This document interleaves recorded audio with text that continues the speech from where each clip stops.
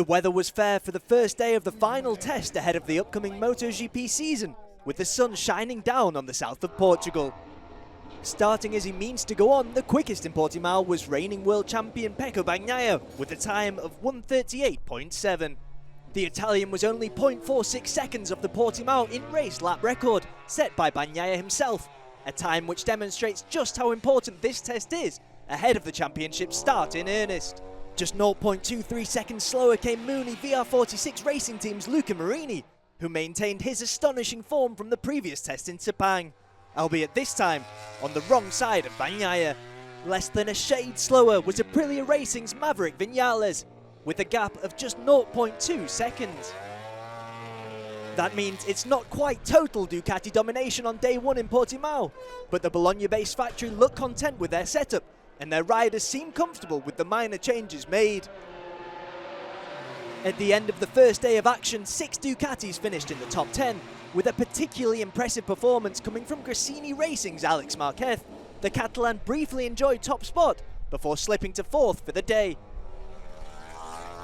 Meanwhile, his teammate Fabio Di Gianantonio was taken to hospital for a checkup after a crash late on. Looking most likely to have Ducati checking their rear-view mirrors are Aprilia, who've announced their intention to challenge their compatriot factory this season. They may have taken small steps, but they've taken the right steps to improve their performances, and that much is evident in Vinales' performance. Meanwhile, teammate Aleix Espargaro finished 12th, 0.005 seconds outside of the top 10. And interestingly, despite the development of new wings, both Aleix and Maverick appear to prefer last year's version. One rider who does seem to like the changes on his bike is Monster Energy Yamaha's Fabio Quartararo, who was trying lots of different front-end setups and exploring what can be done now the new aero has been fitted. He finished in 8th, while teammate Franco Morbidelli, who was trying different chassis today, finished 21st. As for Honda, the big question heading into the Portimao test was whether they'd settled on a final spec for the season, and perhaps more importantly, whether they could put together a bike with which Marc Marquez could win the championship. The volume of new parts and changes they're making means that's still up for debate, but Marc's determination isn't in doubt, with the 30-year-old getting right back on track in new leathers after his fall at turn 14. The pressure's on, but Marquez still has his eyes on the prize. That being the case, teammate Joan Mir finished ahead of him in 14th.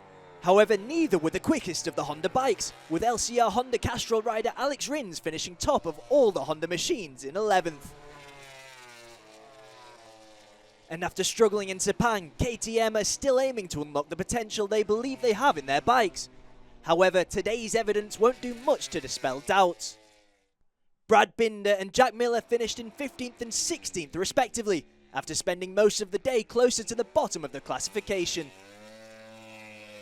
While both their bikes had updated aerodynamics, they were trying with and without downwash ducts. The first day of the Portimao MotoGP official test concluded with Ducati where they expect to be, but Aprilia are hot on their heels and ready to seize the crown.